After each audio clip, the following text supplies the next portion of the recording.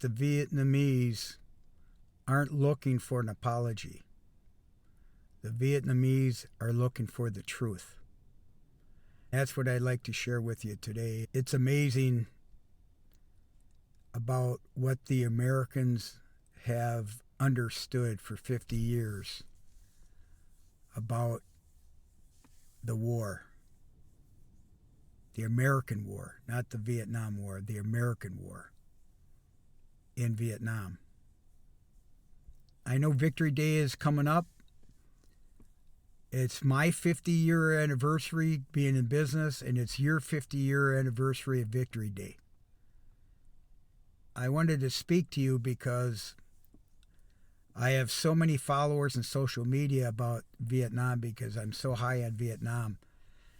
I believe that God has put Vietnam in my blessings and my purpose of how I could help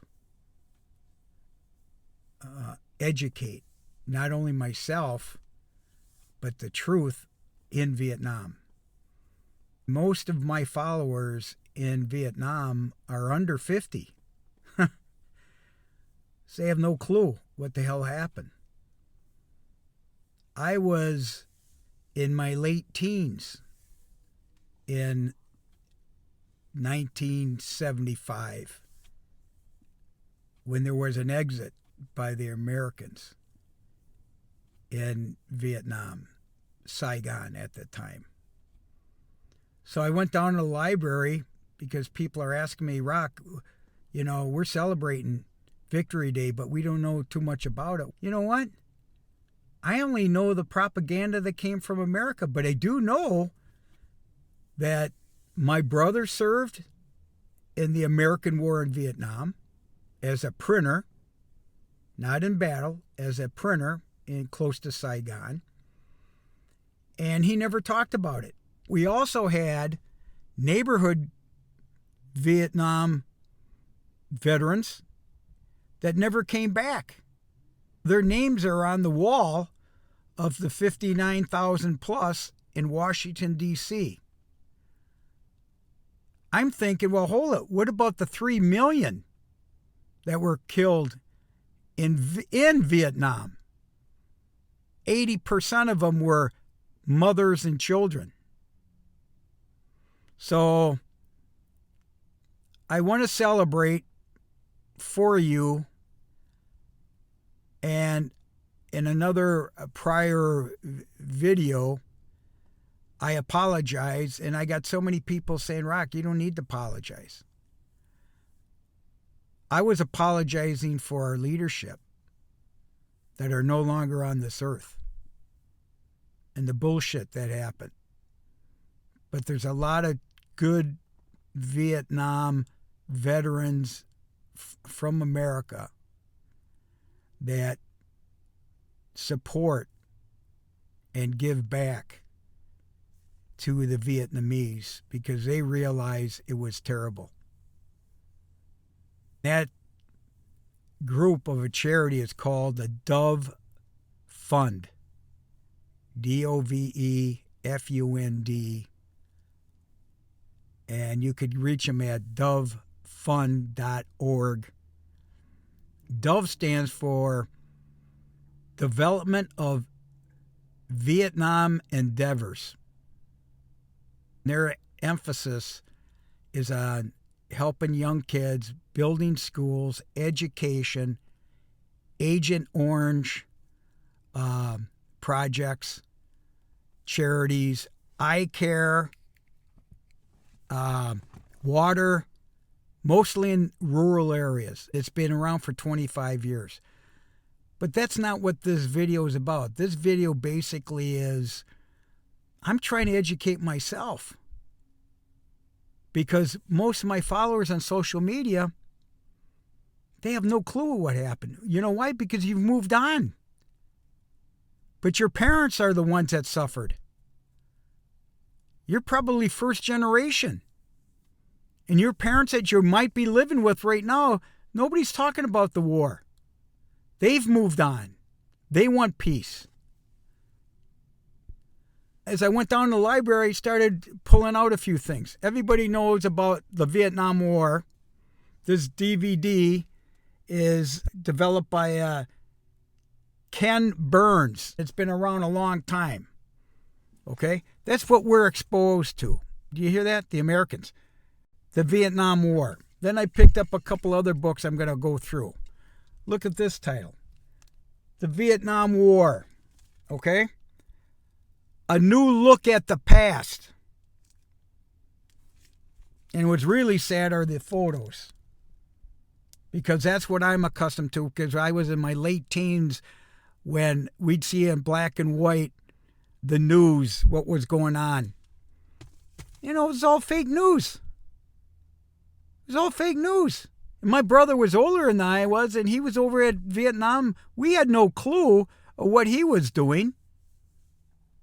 And we had no clue how he thought, how he felt.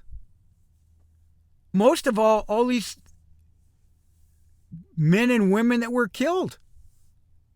Americans. Nobody talked about the Vietnamese. But I'll tell you, there were a lot of protesters. A lot of protesters in colleges. We had a lot of division during that time. There were some really bad leaderships, man. Really bad people that had no clue of the killings of the Vietnamese and the Americans. It's like they didn't even care. It's all about their political stance and being right or wrong and so on. More books that I got to educate myself on because people want to know. And I'm coming from the American side. And no one's talking about it. No one's talking about it. The Vietnam, we call them Vietnam vets, they're just starting to get recognized. The suffering that they went through. And they're in their 70s. They were embarrassed when they came here. There was no celebrations. There was no acceptance or welcome home. It was really sad. In fact, you were looked at as a war hawk if you served in the war. The American war in Vietnam.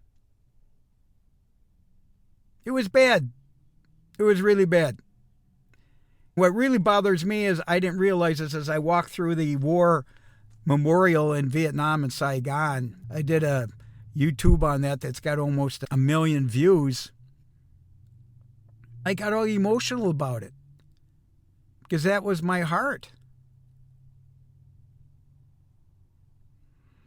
I don't know how to express myself articulately because I wasn't there, but it was always in my mind about Vietnam because I feel like I was one of the lucky ones that wasn't drafted. 1973, they discontinued the draft in America. January. I graduated in 1973. May of 1973. I didn't have to worry about going to the service or getting drafted, but it was always with me about what the hell is this war all about? Here's another book.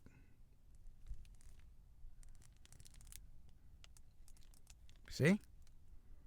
Vietnam. This one looks pretty good. The cover and the back cover. He's got something here, or there's a review. A retired general, U.S. Army, says, the Vietnam War was the South's to lose and never America's to win. Read this compelling book and weep for those who tried.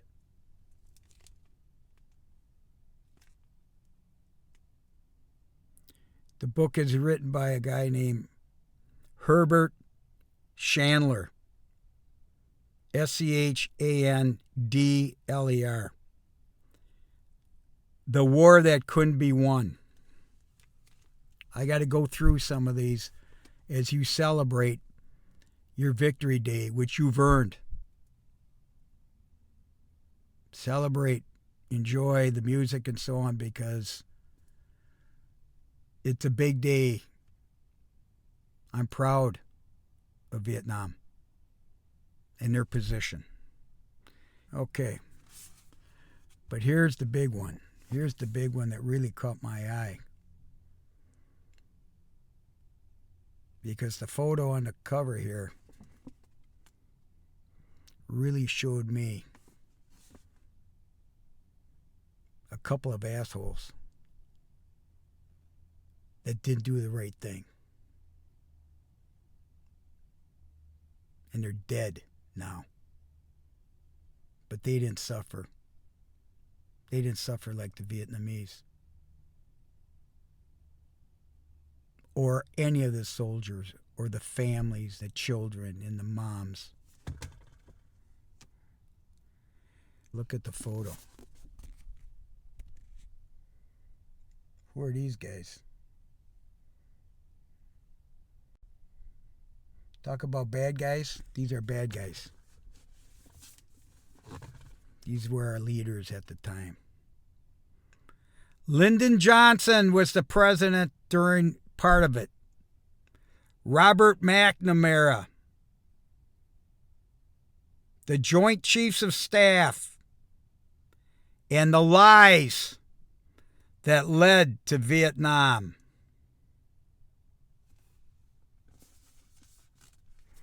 Look how thick this fucker is.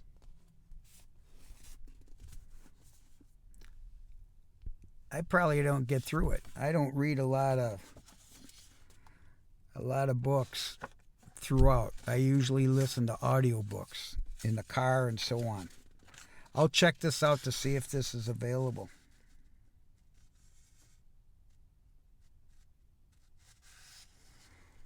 The author is H.R. McMaster.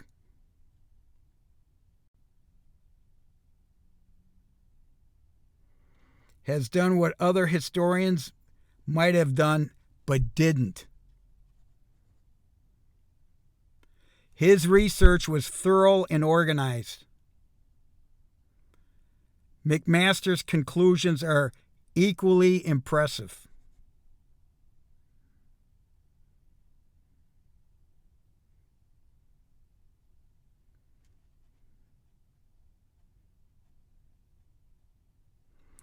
This book will open a whole new chapter in our study of Vietnam.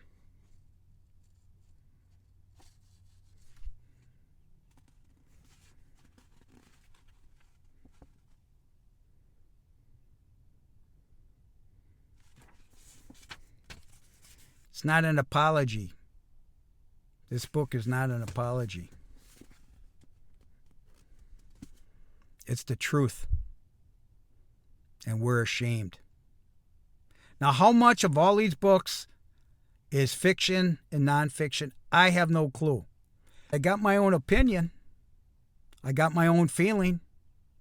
Because I was living through the late 60s, early 70s, seeing our guys going over.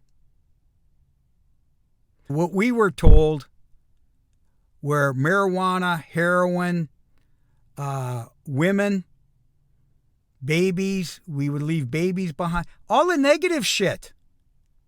Besides the killings. It was like a secret of our boys and our women killed in Vietnam.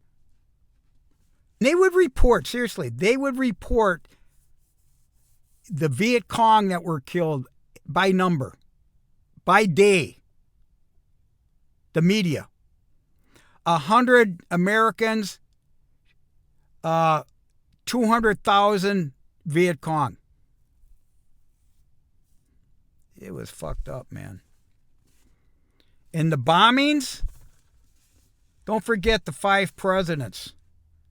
It wasn't just Lyndon Johnson and Richard Nixon who fucking bombed on Christmas Day. What a bunch of assholes. Let's not forget Laos and Cambodia. So, I've been asked about, Rock, tell us more. I can't tell you more because I want to move on too. You've already moved on because you're young. You didn't understand. Is this traumatic to me? I would say no. It wasn't traumatic, but it is traumatic to me now. Now that I know the truth, and now that I saw the people in Ho Chi Minh, the youth, the ambition, the beauty, the respect, the kindness to each other, not just me. I felt so welcome there. I'm a stranger, an American stranger walking the streets, and I saw smiles, and I saw a door opening all the time. Hospitality off the charts with the Vietnamese.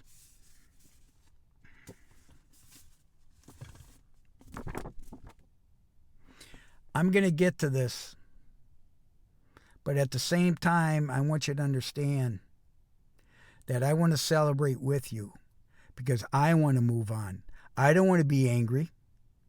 I don't want to be anti-America. I'm not that way. I like to collaborate. I've been in business for 50 years. The only way I made it for 50 years is because I have integrity. I could be trusted, and I collaborate. I've dealt with some nasty people, man. When you're in business, you deal with all types, the good, bad, and the ugly. And I've been there, done that. This is why I love Vietnam, because I don't feel that at all. I'm considered an uncle. I've been called Uncle Rock. That's love. I want to help. I'm going to show you how. By watching my YouTubes. By learning. And you're going to start to earn, because I'm going to teach you how to make money. You have to build up your confidence. You have to understand that you're worthy. You have to understand that you're here on this world for a purpose. You see what's going on in the United States right now, tariff wars and all this. You think I want to see a war? No. No, I want to see collaboration. And the Vietnamese got it. You're a great country. And you've helped United States every year with exports in the billions. The billions. Made in Vietnam is a good sign to us in America. It means quality. It means textiles. Let's talk about STEM. The science, technology, you have engineering, you have math. Why do you think people are outsourcing to Vietnam? Is it just because of low cost? No, don't underestimate that. That's the reason why I keep preaching about build your own brands. Build your own products. Be proud. You can do this. You have the technology. You have the people. You have the workforce. You're competitive. You're probably the most competitive country in the world without being a sweatshop. You're not a sweatshop. But people want to use Vietnam for low cost. Shame on us. You can do this yourself. My visit showed that to me. You're the supply chain of the world. There's going to be a deal, not only in tariffs, but also in value-added taxes. That's the big thing that Trump wants to negotiate. I believe it's President Lam, L-A-M, and Trump are going to get together. They're going to cut a deal. So I want to go back to what people are asking me about. Rock, you need to talk more about Victory Day. Victory Day isn't being talked about in the United States. I am. I'm talking about it.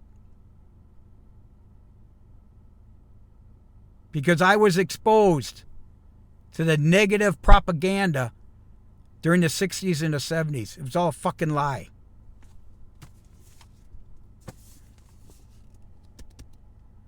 Lies that led to Vietnam.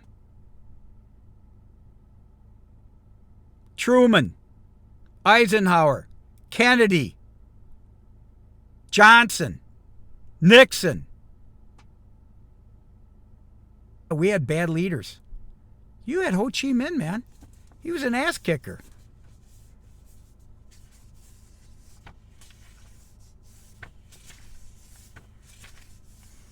He stuck to it, man. He stuck to it. I can't teach you what happened. Ask your parents. Ask your grandfather. Ask. Talk. I don't even know if you can get these books in Vietnam.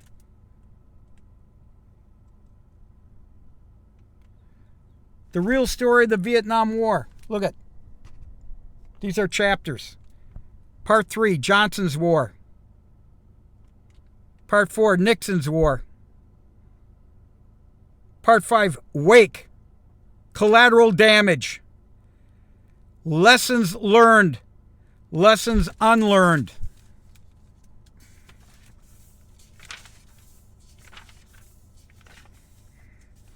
There's so much written about the American War, even though we, the United States, calls it the Vietnam War.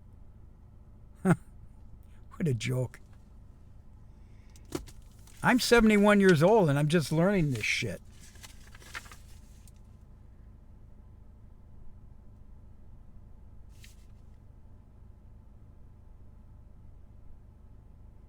Wow. It's pretty important, man. You see the contents here? Contents is Chapter 1, Sunday, April 6th, and Monday, April 14th, 1975, through April 6th through the 14th. And he's got them by dates. This is the one getting out of Saigon. How a 27-year-old banker saved 113 Vietnamese civilians. That's what I want to do. Not save you, empower you. I've been around the block, as they say. I've done more than one rodeo for 50 years. I know how to build businesses. I know how to motivate people. I know how to coach people. I know how to delegate. I know how to lead. I would have been a terrible military man because I usually lead by example. My own kids do that too. Why? Because that's the way I taught them. Because I was going to do my own thing. That's why I've been an entrepreneur all my life. Well, guess what? I'm here to teach. And I want to teach my friends in Vietnam, men and women, how to build businesses, how to take care of your own, how to become not middle class. I want you to be wealthy. Then once you become wealthy, you could pass it on to others. That's what philanthropy is about. That's where I am in my life. I've done my job with my children. I've done my job as an employer. I've done my job as an employee. I've coached. I've led. I'm going through transitions too, just like everybody else. But I hope this helps show you how important it is for me to communicate to you, my friends in Vietnam, that I do care. I care about the past, but I can't do anything about it. But I could do something about your future. I'm willing to go all in to help you. but we have to do it together. I'm willing to pass on all my knowledge, all my wisdom. That's my legacy. This will be on YouTube. And that's what I need. I need the Vietnamese to get on my YouTube to learn, to watch and to learn. Because when you watch and you learn, it's an education. It's a free education. Then you'll get your own ideas. You get creative. Then you start networking with the right people. You need you need mentors. You need coaches. You need people you can trust. What we call unprofitable relationships. Unprofitable. In other words, you learn, then you go out and you do your own thing.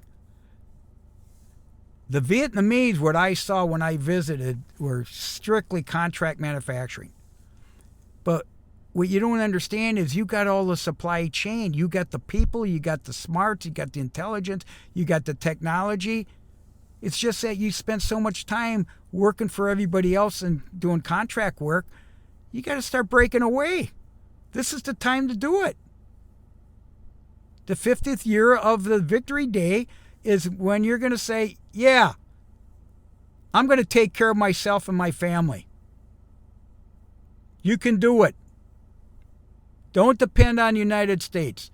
Don't depend on China, South Korea. No, these are all clients or customers. You take care of them. In the meantime, you take care of your own families. You take care of your country.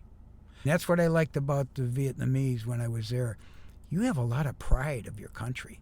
Not only did you kick the shit out of all the wars that you've had for, 100 years, you're on your own now, man. Talk about resilience, perseverance.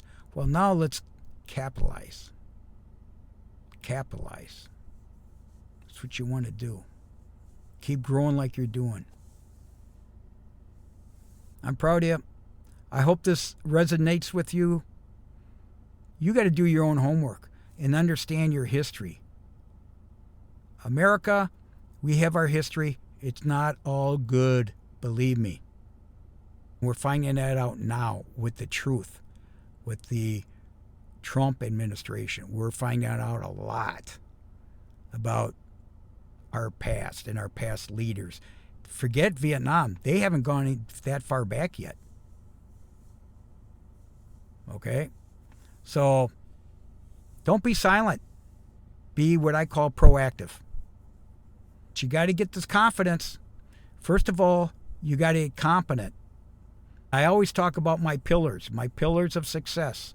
Number one, your foundation. That's where you have to learn your history. Find out from your parents. Talk to your family. What was your past like? Then you got to master something. And right now, you're master contract manufacturers. Then you go into transformation.